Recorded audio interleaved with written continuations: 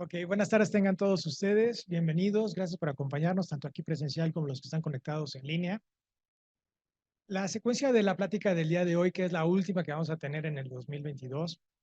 va a ser la presentación de la plática a cargo de la doctora Imelda Hernández con el título de Terapia adecuada para la menopausia y posteriormente la plática de la sesión de preguntas que haremos a la doctora. Vamos a proyectar lo que es el programa académico, no tal en el orden en el que va a quedar, pero sí el temario del programa para el próximo año. Y por favor, los que quieran agregar un tema, o modificamos el título o el aspecto que vamos a tener, o si quieren dar el tema, con muchísimo gusto me dicen y los anotamos. Ok, entonces, sin más preámbulo, le voy a ceder la palabra a la doctora Imelda Hernández. Ella es experta en endocrinología, en biología de la reproducción en cuanto a todas las alteraciones endocrinológicas y nos va a dar el tema de terapia adecuada para la menopausia. Así es que todos los que han estado en lectura del último Task Force que hubo hace un mes, que hubo muchas modificaciones al respecto, entonces ya tenemos a quien atacar y que nos saque de dudas. Doctora, bienvenida. Gracias por acompañarnos. La agenda que he preparado para ustedes es básicamente tocar algunos puntos introductorios sobre la relevancia que tiene el déficit estrogénico para que de esta manera pues fundamentemos o justifiquemos el uso de la terapia hormonal en la menopausia.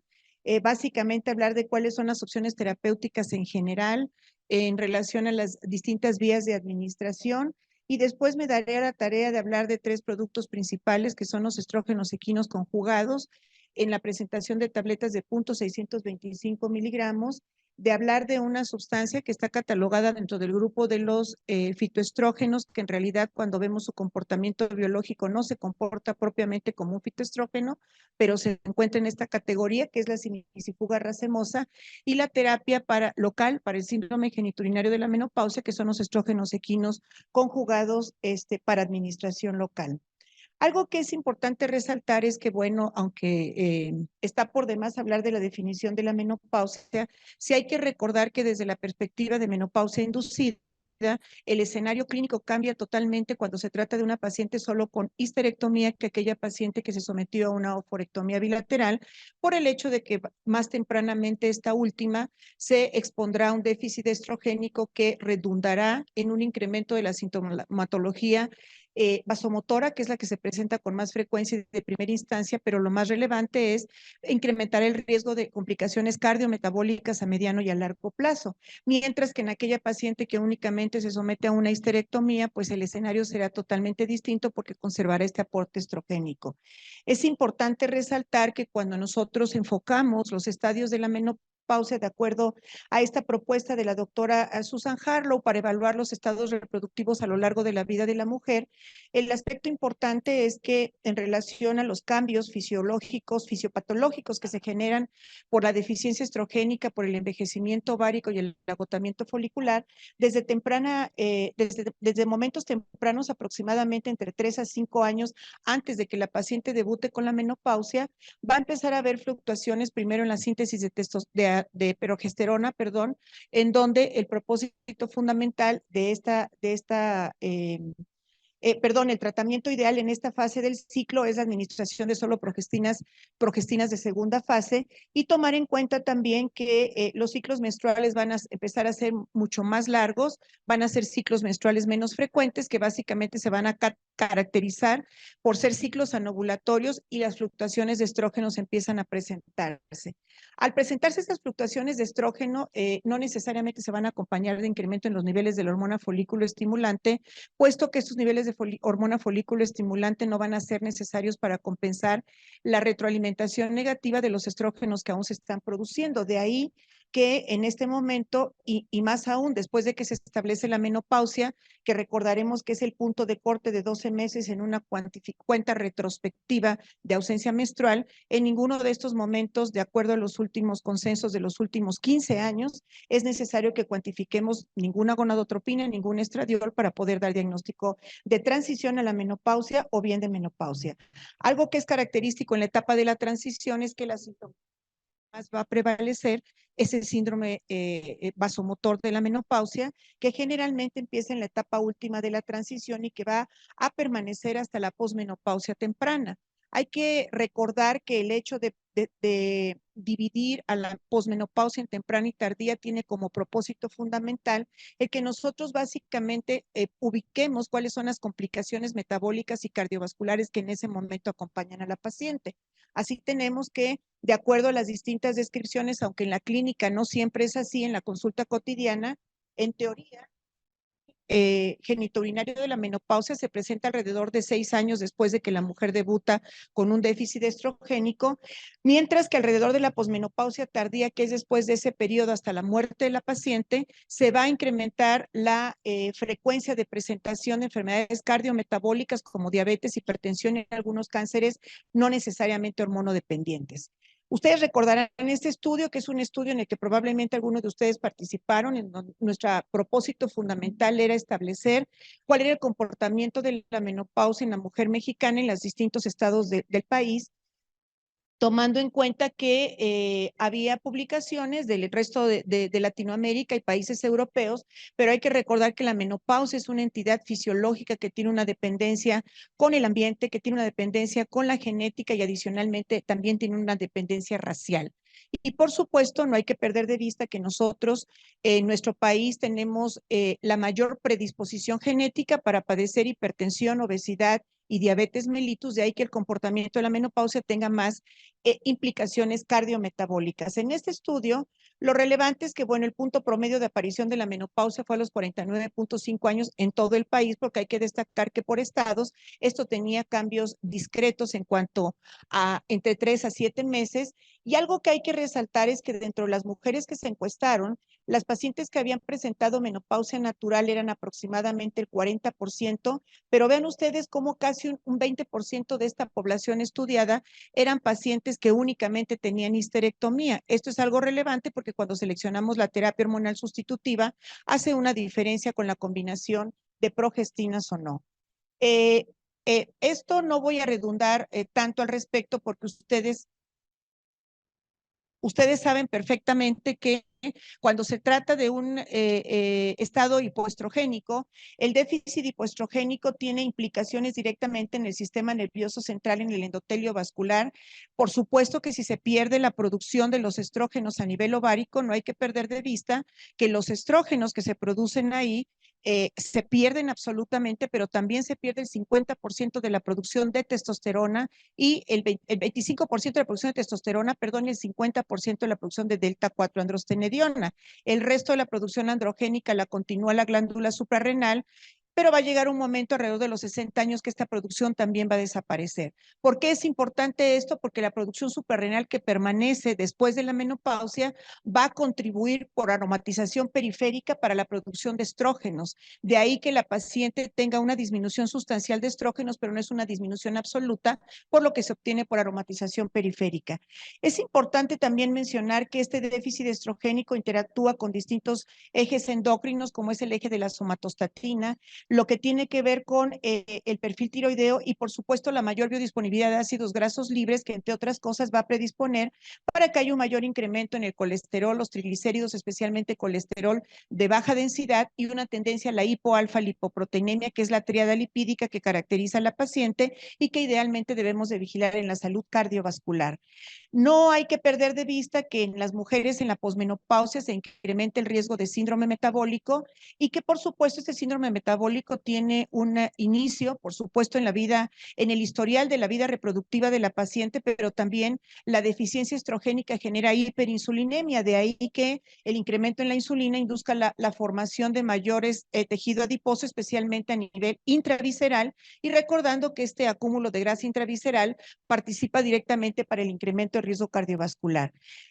Lo que ya sabemos sobre lo que sucede a nivel de la remodelación ósea, recordemos que los estrógenos son fundamentales para la expresión del RANK ligando y que el RANK ligando junto con la osteoprotegerina, que es esta proteína que actúa directamente en el metabolismo del hueso, se va a encargar de que el recambio óseo se perpetúe, se continúe. Cuando este déficit estrogénico se presenta, esto se pierde, de tal manera que la paciente empieza a la pérdida ósea se continuará de tal manera que esta paciente va a continuar con una pérdida ósea hasta que finalmente alcance una osteoporosis, ¿no? Y este es el mecanismo que acelera la pérdida ósea, que es más intenso durante los primeros 5 años. De ahí, pues, que cuando nosotros ofrecemos terapia hormonal sustitutiva, uno de los beneficios es con la terapia hormonal con estrógenos, y se ha considerado esta terapia hormonal como un antirresortivo. Está clasificado dentro de las terapias antirresortivas. Y de todos estos cambios que brevemente he enunciado, faltó mencionar, por supuesto, los cambios que se suscitan en la piel, la disminución de colágeno tipo 1, tipo 2, la modificación en los neurotransmisores a nivel de nervioso central que genera que las pacientes tengan mayor tendencia al insomnio, trastornos del sueño, y que adicionalmente las pacientes también tengan mayor tendencia a cambios en el estado de ánimo, donde el que destaca es la depresión. Por supuesto que hay muchos fenómenos ambientales, familiares y personales que acompañan esto, pero el déficit estrogénico también contribuye. Y así es como llegamos a la parte izquierda de la diapositiva, en donde básicamente ustedes pueden ver cuáles son las causas más frecuentes por las que consulta una paciente y que hoy por hoy se han agrupado en estos 4 grandes grupos, valga la redundancia: el síndrome vasomotor con o sin sudoraciones, las manifestaciones somáticas, las manifestaciones neuropsíquicas en las que se encuentran también descritas los trastornos del sueño y, por supuesto, las manifestaciones a nivel genitourinario. Hay que mencionar que en relación al síndrome genitourinario, también esto se acompaña directamente de mayor proclividad para la génesis de la disfunción sexual, porque con el síndrome genitourinario de la menopausia, esto recrudece la posibilidad de un síndrome genitourinario de la menopausia.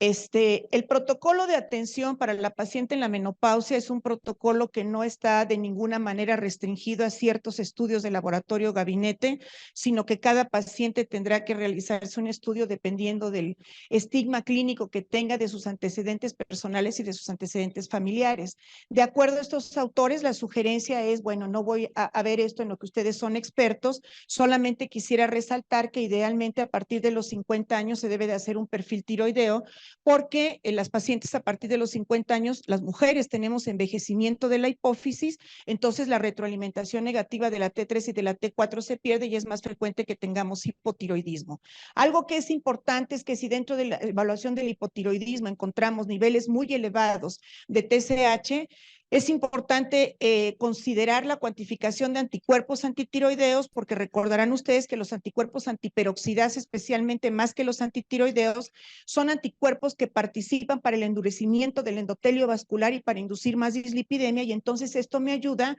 a que yo tenga la posibilidad de seleccionar una paciente con mayor riesgo cardiovascular. Adicionalmente, no hay que perder de vista que dentro del protocolo, por lo menos a partir de los 55 años, cada 5 años, junto con la biometría hemática, si hay modificaciones en la hemoglobina, debemos de hacer una búsqueda de sangre oculta en heces con el propósito de detectar lesiones activas en el tubo digestivo, y si esto está presente, idealmente una interconsulta con el gastroenterólogo. La recomendación es que no hagamos la prueba del guayaco, sino que hagamos la prueba de FIT, que es específica para sangre humana, y que de esta manera tengamos la información. Sí es muy importante resaltar que cuando hacemos esta evaluación con la paciente, la mayoría de ellas vienen con la idea de que les administremos la terapia, que ella sepa que el protocolo de menopausia no es para administrar terapia hormonal de la menopausia, sino para generar la búsqueda de factores de riesgo y, si es candidata, darle la terapia. Pero en aquellas pacientes que tienen más de 60 años o más de 10 años de haber evolucionado en la menopausia, esta no es la primera elección.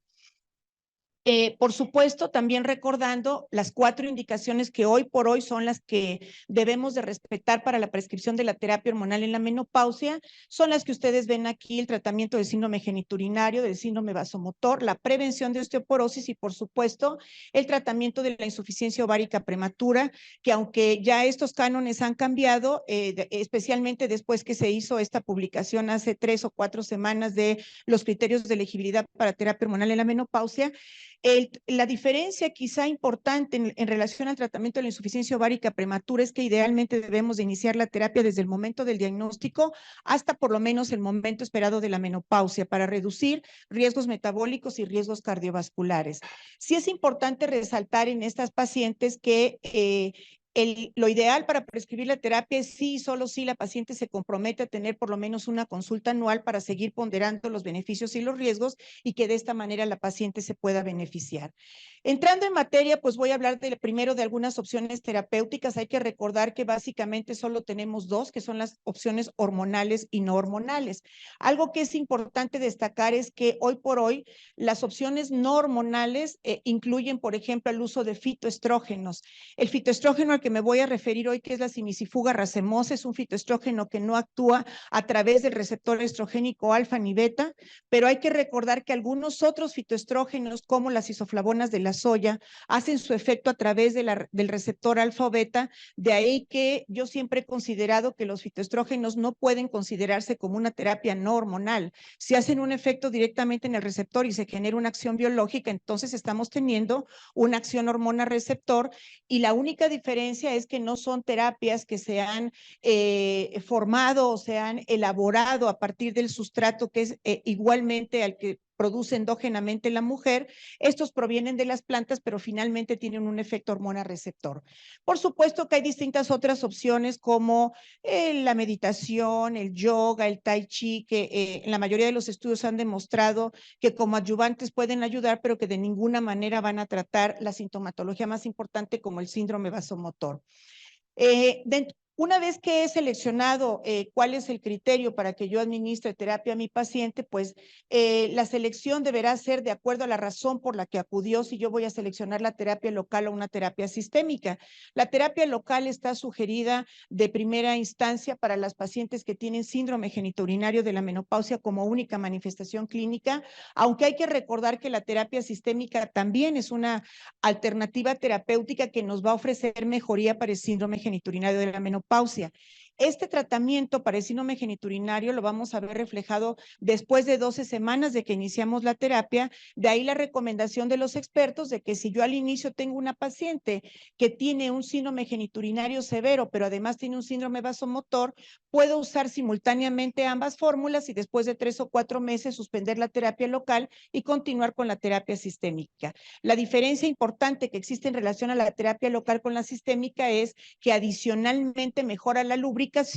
y que si mi paciente también cursa con una disfunción sexual por disminución de la lubricación, entonces puedo continuar la terapia estrogénica hasta durante 6 meses. De ahí entonces yo tendría que seleccionar mi terapia sistémica, en donde básicamente tendría yo que sugerir el uso de progesterona complementaria, en donde básicamente hoy por hoy la sugerencia es únicamente en mujeres que tengan útero, y de acuerdo a la Sociedad Europea de Menopausia y Andropausia, aquellas pacientes que tuvieron endometriosis de moderada a severa, que requieren terapia hormonal porque se benefician más que perjudicarse, y entonces la progestina o progesterona natural va a tener la capacidad de generar una inhibición en la proliferación del endometrio que permita que sea menos sintomática. Dentro de las distintas vías de administración, esto es de acuerdo a esta publicación. Sin embargo, como ustedes pueden ver, nosotros aquí no contamos con tabletas intravaginales ni implantes subcutáneos. Hay implantes subcutáneos que son de las hormonas bioidénticas, que ese es un capítulo aparte. Las hormonas bioidénticas son terapias hormonales que no están aceptadas ni por la FDA ni por EMA, especialmente porque en nuestro país no hay una homologación en cuanto a la presentación, a la concentración sérica, y lo más importante, no existe absolutamente ningún estudio sobre seguridad de la utilización en estas hormonas. Pero nosotros tenemos aquí tanto vías inyectables como vías transdérmicas, tanto en gel como en spray, y la vía oral. Y una vez que hemos seleccionado el tratamiento de nuestra paciente, entonces nos daremos a la tarea de planear con ella el tiempo de administración y cuáles son los cuidados de seguimiento al respecto. En relación a los fitoestrógenos, el nombre deriva básicamente de su etimología griega, porque estos compuestos provienen directamente de las plantas, se realizaron, se elaboraron a partir de la fórmula homológica que se separó, que se encontró en las plantas. Y algo que es muy importante es que bioquímicamente el núcleo bioquímico de los fitoestrógenos es exactamente igual al 17-beta-estradiol. De ahí pues que entonces el término sea el de fitoestrógenos. Al tener una estructura bioquímica exactamente o muy parecida a los fitoestrógenos, entonces los fitoestrógenos van a tener la capacidad de tener acciones estrogénicas y antiestrogénicas. Esto lo describo de manera general para la mayoría de los fitoestrógenos, fitoestrógenos, porque como veremos en breve, la simicifuga racemosa es un fitoestrógeno que muchos autores ni siquiera lo consideran fitoestrógeno, sino como un modulador selectivo de receptores estrogénicos a nivel del sistema nervioso central, porque no se une a los receptores estrogénicos para hacer su efecto. Sin embargo, sí hay que tomar en cuenta que los otros fitoestrógenos, como las isoflavonas de la soya, sí se unen directamente al receptor estrogénico, aunque tienen mayor afinidad por el receptor estrogénico beta. ¿Por qué esto es importante? Porque el receptor estrogénico beta prevalece en el hueso, prevalece en el endotelio vascular y se expresa menos tanto en el endometrio como en la mama, y esto permite cierta seguridad. Cuando nosotros hablamos de la terapia hormonal y vemos las distintas opciones terapéuticas que tenemos al respecto, me dedicaré específicamente a hablar de los estrógenos equinos conjugados, ya que como ustedes pueden ver, quien tiene una mayor potencia tanto para suprimir los bochornos por el impacto que tiene en la FSH, para incrementar la síntesis de la globulina transportadora de esteroides sexuales, pues es el etinilestradiol. Pero hay que recordar que el etinilestradiol es un estrógeno que se usa en anticoncepción y que de ninguna manera debe usarse en mujeres después de los 45 años por los efectos protrombóticos que tiene y porque es un estrógeno que incrementa el riesgo cardiovascular. En relación a los estrógenos equinos conjugados, sí es importante resaltar que, bueno, este estrógeno es el que más se ha utilizado a lo largo de la vida de la terapia hormonal, porque fue uno de los que inicialmente se describió, se creó. Y la otra circunstancia que es muy relevante es que fue el estrógeno que se utilizó en el estudio WHI, que hoy por hoy a nosotros nos permite tener toda la información que tenemos al respecto de la terapia hormonal, porque si no hubiera existido el WHI, no se hubieran hecho los reanálisis que hoy conocemos y no tendríamos tanta información al respecto. Entonces, hay que recordar que la mayoría de los estudios, cuando hablan de los beneficios de la terapia hormonal, se refieren a los estrógenos equinos conjugados. Y como ustedes pueden ver en esta diapositiva, la terapia hormonal sustitutiva a base de estrógenos es la línea de primera elección para el tratamiento del síndrome vasomotor. Siempre hay que recordar que en los distintos metaanálisis se ha descrito que hay una reducción hasta del 75% de los síntomas vasomotores, y algo que es importante es que se reduce la frecuencia del síndrome vasomotor, pero también la intensidad del síndrome vasomotor.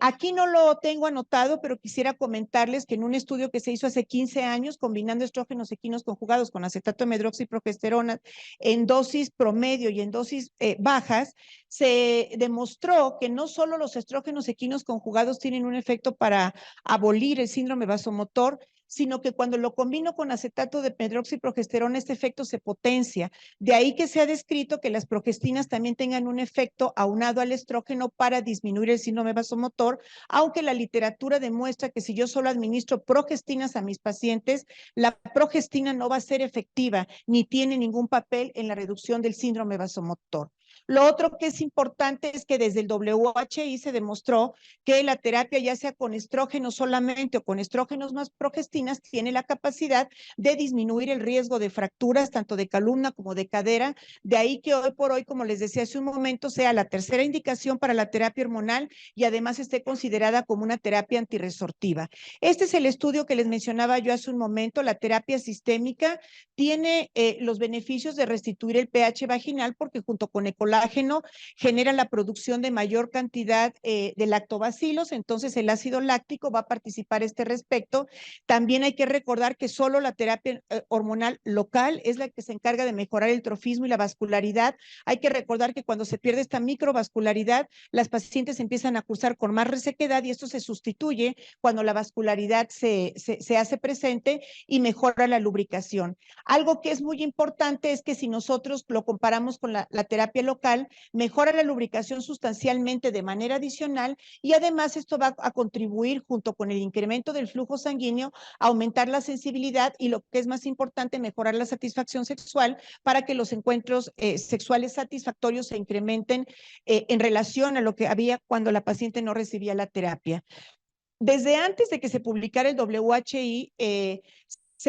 había dos estudios que habían demostrado la protección cardiovascular de los estrógenos. Sin embargo, no hay ningún estudio que se haya diseñado ex profeso, que es un estudio clínico aleatorizado y controlado para este propósito.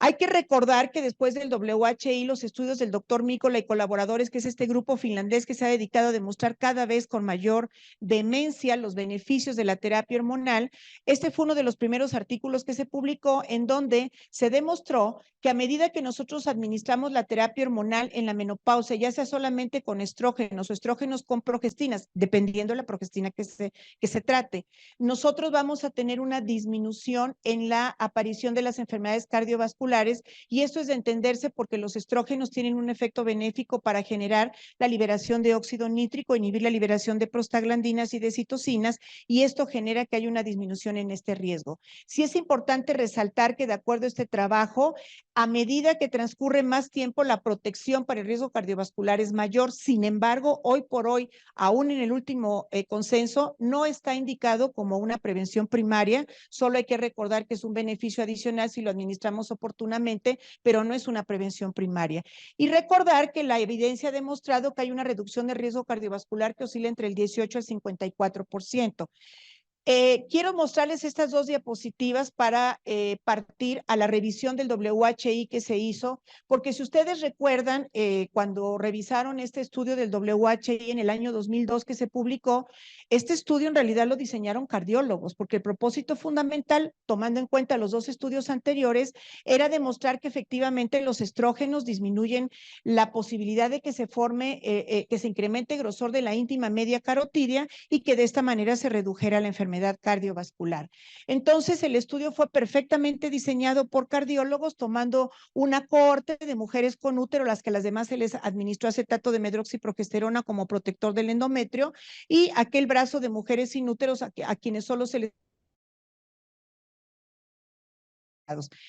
quizá un pequeño detalle que descuidaron los cardiólogos es que no se reunieron con ningún ginecólogo médico que atendiera a las mujeres para recordarles que las mujeres también tienen glándula mamaria, que tienen útero, ¿no? Y que no todo es el endotelio vascular. De ahí que si ustedes recuerdan, el rango de edad de las mujeres que se incluyeron en este estudio iba de los 40 hasta los 76 años. Muchas de estas mujeres nunca en su vida se habían hecho una mastografía y un porcentaje importante ya tenía cáncer de mama cuando ingresó al estudio del WHI. De ahí que se tuviera que interrumpir de manera abrupta. El primer brazo combinado con acetato de medroxiprogesterona se interrumpió en el año 5, de tal manera que no permitió confirmar los beneficios que los cardiólogos planteaban, y además sí se encontró que aquellas mujeres que tenían un inicio de la terapia después de 20 años de haber debutado con la menopausia tenían un mayor riesgo cardiovascular que las que la iniciaban antes, que es lo que hoy sabemos como receta de cocina, ¿no? 2 años después se interrumpió el brazo de solo estrógenos equinos conjugados y no se demostró que hubiera empeoramiento en el riesgo coronario. Sin embargo, sí se demostró que dentro de esta cohorte, aquellas que tuvieran menos de 10 años de haber iniciado la menopausia y que iniciaran con la terapia de solo estrógenos se veían más beneficiadas que las que tenían más años. Algo muy importante es este punto de partida en donde básicamente si nosotros revisamos antes de la menopausia, cuando no hay un déficit estrogénico, la posibilidad de que una mujer curse con un evento coronario es mucho menor que el que propiamente tienen los varones, dependiente de los andrógenos. Y la otra parte es que en la etapa de la posmenopausia, si nosotros comparamos a aquella mujer que recibe terapia hormonal con o sin progestinas, seguimos hablando de los estrógenos equinos conjugados, tendrá menos eventos coronarios que aquellas pacientes que nunca recibieron terapia. Sin embargo, si yo discrimino este grupo y evalúo a aquella mujer con terapia combinada porque tiene un útero, nuevamente me refiero al acetato de medroxiprogesterona, solo estrógenos equinos conjugados y placebo, la terapia solamente con estrógenos es la que da mejores resultados para la reducción de los eventos coronarios. Y vean también qué interesante el momento de inicio de la terapia. Esto es contundente ya desde hace muchos años, estamos hablando que aquí esto se publicó hace 7 años, ¿no? La terapia con estrógenos la terapia con estrógenos y progestinas siempre debe de iniciarse en los primeros 10 años a partir del momento en que la paciente debuta con la menopausia. Sin embargo, cuando yo le agrego el componente progestacional específicamente acetato de medroxiprogesterona, este riesgo se incrementa. Sabemos que el acetato de medroxiprogesterona es una progestina fantástica para estabilizar el endometrio, para inducir sangrado por privación, para quitar sangrado uterino anormal, pero tiene muchos efectos metabólicos, genera hiperinsulinemia, dislipidemia heterogénica, puede incrementar la tensión arterial y entonces tiene un efecto que puede competir con los beneficios del estrógeno. En la contraparte, vean ustedes que los estrógenos equinos conjugados disminuyen los eventos sustancialmente, circunstancia que no se presenta si inicio mi terapia después, en forma tardía o 10 años después de que mi paciente inició con la menopausia, cuando han transcurrido más de 10 años, y la explicación es básicamente relacionada con la aparición o la formación de la placa de ateroma, que si nosotros dejamos estos 10 años en que se presentara, yo la voy a inestabilizar y entonces el riesgo cardiovascular de mi paciente se incrementa. Esta es la parte más fina del estudio. Después de que se publicó el WHI, estos autores se dieron a la tarea de seleccionar la cohorte en donde era seguro administrar la terapia, que es lo que sabemos hoy antes de los 60 años, y vean ustedes los resultados de estas pacientes, en donde ustedes pueden observar en la columna azul los resultados solamente en terapia con estrógenos, en la columna amarilla de estrógenos más progestinas, y lo que hay que resaltar al respecto es que la progestina, especialmente el acetato de medroxiprogesterona, hay que usarla con cautela, porque tiene un distinto impacto para deteriorar la incidencia de cáncer de mama y la enfermedad coronaria, no así solamente el uso de estrógenos. Sin embargo, algo que es relevante también es que si ustedes revisan todo lo que tiene que ver con las fracturas, todas las causas de mortalidad en general y la aparición y prevención de diabetes, tuvo un beneficio en ambos brazos, tanto de solo estrógenos equinos conjugados como de estrógenos equinos conjugados más acetato de medroxiprogesterona. Algo que es esto de las fracturas, bueno, desde que se publicó el WHI ya era uno de los beneficios, además de la disminución del cáncer de colon, pero sí hay que recordar que en relación a la diabetes mellitus, este es un beneficio sustancial, ya que muchas de nuestras pacientes cursan con insulinoresistencia o prediabetes, y hoy por hoy sabemos que si iniciamos una terapia temprana en pacientes con riesgo de diabetes, tenemos la posibilidad hasta del 38% de reducir, de disminuir la posibilidad de que esta paciente debute con diabetes mellitus. La explicación es únicamente porque se mejora el metabolismo de la insulina. Como en todo hay contraindicaciones que debemos de respetar, no voy a redundar en ellas porque ustedes las conocen perfectamente. Sin embargo, sí hay que tomar en cuenta que cuando hablamos de algunos episodios como la migraña con aura, lo ideal es considerar no administrar terapia hormonal con estrógenos, porque es bien sabido que la terapia hormonal con estrógenos incrementa los episodios de migraña y lo que es más importante, la migraña es un episodio vascular, entonces incrementa el riesgo vascular. De ahí que la sugerencia es que en este grupo de pacientes no se contraindique la terapia, pero sí podemos usar la terapia transdérmica. Decía yo hace un momento, la simicifuga racemosa en múltiples artículos está referido como un fitoestrógeno. Se menciona que dentro de sus acciones tiene un efecto antiestrogénico suave. Este enunciado es lo que hace que se considere como un fitoestrógeno, y hay que recordar que en realidad la sustancia activa para que la simicifuga racemosa tenga un efecto biológico es el que se encuentra básicamente en la raíz, no en las flores, sino en la raíz de esta planta, y tiene los componentes activos que son los glucósidos de diterpen y las saponinas, que son las que juegan este papel determinante en el efecto biológico. Nosotros como país pues estamos en pañales o antes de los pañales con respecto a los fitoestrógenos, porque en realidad se consideran terapias que son inocuas, que se venden en cualquier farmacia, supermercado, y que en realidad no se les ha dado el peso ni se han estudiado como corresponde. Sin embargo, en Alemania, que es un país dentro de Europa que se caracteriza por tener una mayor proclividad para estudiar la herbolaria en el tratamiento de distintos padecimientos, desde 1956 la introdujo dentro del tratamiento de las mujeres con múltiples signos y síntomas de la menopausia.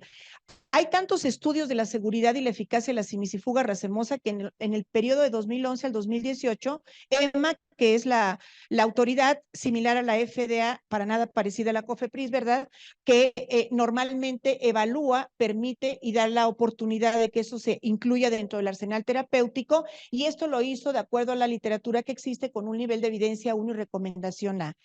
Se consideró de inicio que el efecto biológico que tenía la simicifuga racemosa era a través de una de sus sustancias más activas, de uno de sus metabolitos, que era la formononetina. Sin embargo, se pensaba que la formononetina se sintetizaba y esta se unía al receptor estrogénico y generaba un efecto antagonista, por ahí, de ahí su efecto antiestrogénico suave. Sin embargo, nunca se demostró desde el punto de vista bioquímico que hubiera una unión al receptor, pero sí se demostró que cuando se administra la simicifuga racemosa en dosis de por lo menos 40 miligramos al día, hay efectos a nivel del sistema nervioso central, básicamente para la liberación de serotonina, de dopamina, algunos opioides y, por supuesto, el ácido gamma aminobutírico, que es lo que hoy por hoy fundamenta el beneficio terapéutico que tiene la simicifuga racemosa para el síndrome vasomotor de la menopausia y los cambios en el estado de ánimo. Algo que es importante resaltar es que la simicifuga racemosa, por la carencia, por la ausencia que tiene de unirse un receptor estrogénico, es una opción terapéutica que se ha promovido y propuesto con alta seguridad para el tratamiento de síndrome vasomotor, especialmente en mujeres sobrevivientes de cánceres hormonodependientes como el cáncer de mama. En este estudio, en el que se hizo una evaluación en pacientes midiendo la escala MRS, que ustedes recordarán que es una escala de calidad de vida de la menopausia, que no solo evalúa bochornos, a las pacientes se les administró simicifuga racemosa durante 3 meses con el propósito de atemperar los bochornos, las sudoraciones nocturnas y los trastornos del sueño, y se hizo un brazo comparativo con los estrógenos equinos conjugados de 0.625, que es el estándar de oro, digamos, para poderlo comparar. Y lo relevante de esto es que el efecto fue similar en ambos grupos y que aquellas pacientes que se empezaban a tratar de una manera más temprana tenían mayor eficacia terapéutica. Algo que es importante es que muchos sobrevivientes de cáncer de mama utilizan como terapia coadyuvante hormonal moduladores selectivos de receptores de estrógeno. También se hizo una comparación entre aquellas que recibían tamoxifeno y las que no lo habían recibido. Ambos grupos de mujeres se beneficiaron, sin embargo, los beneficios fueron mucho más marcados para las pacientes que no estaban recibiendo moduladores selectivos de receptores de estrógeno. De ahí que hoy algunas de las indicaciones para la simicifuga racemosa son el tratamiento del síndrome vasomotor por la liberación de estos neurotransmisores que les comento, la mejoría del síndrome genitourinario de la menopausia, que a diferencia de las isoflavonas de la soya no es a través de la unión al receptor estrogénico, en donde tiene muy poco efecto, sino más bien es a través de la liberación de sustancias antiinflamatorias y antioxidantes. Esta parte a mí se me hace bastante interesante porque el efecto protector que tiene en el hueso tampoco lo hace por unirse al receptor estrogénico, lo hace más bien porque incrementa la síntesis de la proteína osteoprotegerina y adicionalmente se relaciona con el efecto que tiene en el RAN ligando. Recordemos que el RAN ligando es el que se encarga de diferenciar la producción de los osteoclastos y los osteoclastos son los que se encargan de la resorción ósea para la pérdida ósea. Si se disminuye la producción del RAN ligando, se disminuyen los osteoclastos y entonces la resorción ósea se frena. De ahí que haya estudios que demuestren que la simicifuga racemosa ayuda a que permanezca la densidad mineral ósea. Es importante resaltar que por estos beneficios que tiene, más la falta de efecto adverso en la proliferación del tejido mamario, es la segunda elección terapéutica costo-beneficio en aquellas mujeres con síndrome vasomotor sobrevivientes en la menopausia, y que básicamente esto se ha sugerido porque también se ha demostrado que la simicifuga racemosa tiene una inhibición en la proliferación de las células cancerosas que son dependientes e independientes de estrógenos, y que esto básicamente lo hace a través de las caspasas e inhibiendo la apoptosis. Entonces es un beneficio adicional para aquellas pacientes sobrevivientes de cáncer de mama. Estos estudios han demostrado su eficacia terapéutica cuando se administran entre 40 a 120 miligramos por día, y bueno, como decía hace un momento, la EMA lo considera como una terapia herbolaria de primera elección. Finalmente voy a tocar lo relacionado con los estrógenos equinos conjugados en crema. Hay que recordar que lo que antes conocíamos como atrofia vaginal hoy se conoce como síndrome genitourinario de la menopausia, y son todos aquellos signos y síntomas secundarios al déficit estrogénico que se van a presentar en todo el tracto genitourinario de la mujer. Es importante resaltar que tiene una alta prevalencia, de acuerdo a esta última publicación publicación de la doctora Nanette Santoro, se menciona que puede tener una prevalencia hasta del 84%, y lo que es más importante es el impacto adverso que tiene en la calidad de vida de la mujer y en su seguridad. Sí es importante resaltar que esto que les decía yo al inicio de la presentación, de acuerdo a esta publicación, se menciona que se presenta 6 años después de que inició la menopausia. Ustedes seguramente han observado cosas diferentes en su consulta, porque hay pacientes que desde la transición empiezan con datos de déficit estrogénico. Sí es importante mencionar que de acuerdo a los distintos consensos de la Sociedad Norteamericana de Menopausia, la Sociedad de Endocrinología y la Sociedad Internacional, por el hecho de que los estrógenos tienen un discreto paso al torrente circulatorio, dicho sea de paso que de los 3 estrógenos locales que hoy existen en el mercado en México, los estrógenos equinos conjugados son los que tienen un mayor paso. Comparados con estradiol y con el promestrieno, pero el paso es disminuido, y es tan claro que cuando administramos estrógenos, con estrógenos equinos conjugados, hay pacientes a las que les inducimos un sangrado, ¿no? Cuando se les está administrando. El hecho de que haya un paso discreto al torrente circulatorio y que no influye en la diferenciación anormal del endometrio, no requiere que se utilice un progestágeno de manera complementaria, y bueno, hay que recordar que se puede combinar con la terapia sistémica, que se puede utilizar durante un tiempo prolongado y no tiene un límite de tiempo para su utilización. Los estrógenos conjugados en crema idealmente se deben de administrar con una dosis de impregnación, que el esquema ideal es administrar estrógenos equinos conjugados en cualquiera de estas dosis que ustedes consideren durante 4 semanas, pero de manera continua, diario, para modificar el receptor estrogénico local. Algo que es importante resaltar es que los receptores estrogénicos que prevalecen a nivel del tracto genitourinario son los beta. De ahí que hay que mencionar que los receptores estrogénicos, tanto alfa como beta, se autorregulan. Si mi paciente tiene muchos años de déficit estrogénico, es probable que estos receptores estrogénicos ya no respondan a una terapia exógena al 100% como hubieran respondido 2 o 3 años después de la posmenopausia. De ahí que no sea de extrañarse que cuando las pacientes tienen una terapia con estrógenos equinos conjugados, sean pacientes que si tienen poco tiempo de haber debutado con este síndrome van a responder muy bien, pero cuando tienen más de 4 o 5 años, la respuesta va a ser parcial. Y esto es porque la respuesta del receptor estrogénico no es la misma que cuando se administra tempranamente.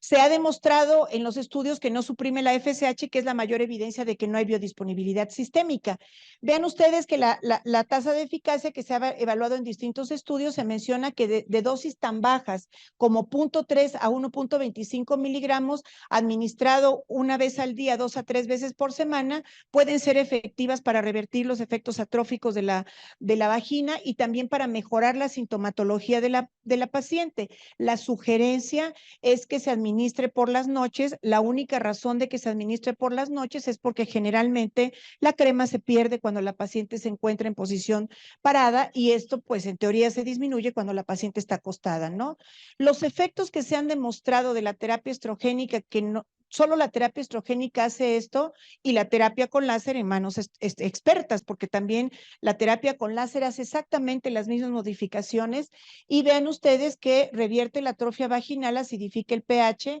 esto hace que haya también una revascularización que disminuye la resequedad, también incrementa las secreciones vaginales. Algo que es muy importante es que incrementa el número de células superficiales que idealmente debemos inducir su presentación y proliferación antes de tomar un Papá Nicolau en pacientes posmenopáusicas con síndrome genitourinario, porque si no el patólogo no va a tener que leer, ¿no? Al hacer esto también disminuye la infección de vías urinarias, no solamente porque mejora el pH, sino porque incrementa la producción de los proteoglicanos, que los proteoglicanos se disminuyen cuando la paciente tiene un déficit estrogénico. Y bueno, de manera secundaria se restaura la microbiota. Es lo que ya habíamos observado, se puede administrar tanto sistémicamente como local, y con esto yo concluiría mencionándoles que por la esperanza de vida de la mujer, una tercera parte de esta transcurrirá en la etapa de la posmenopausia. Los signos y síntomas de la menopausia se pueden tratar exitosamente con terapia hormonal sistémica o con terapia hormonal local, depende de lo que se trate. Los estrógenos equinos sin progestina son una opción terapéutica apropiada en aquellas mujeres sin útero, para abolir el síndrome vasomotor y para el tratamiento del síndrome genitourinario de la menopausia. La simicifuga racemosa es una alternativa terapéutica en mujeres que no desean recibir terapia hormonal hormonal y que tiene beneficios para el tratamiento del síndrome vasomotor, para la prevención de osteoporosis y el síndrome genitourinario, y adicionalmente recordar únicamente que aunque son fitoestrógenos y a veces nos los venden como inocuos, en realidad siempre que vayamos a utilizar a un fitoestrógenos debemos de completar el protocolo de nuestra paciente antes de decidir una alternativa terapéutica como alguno de estos. Les agradezco por la gentileza de su atención y si hay algún comentario o pregunta, estoy a sus órdenes. Gracias.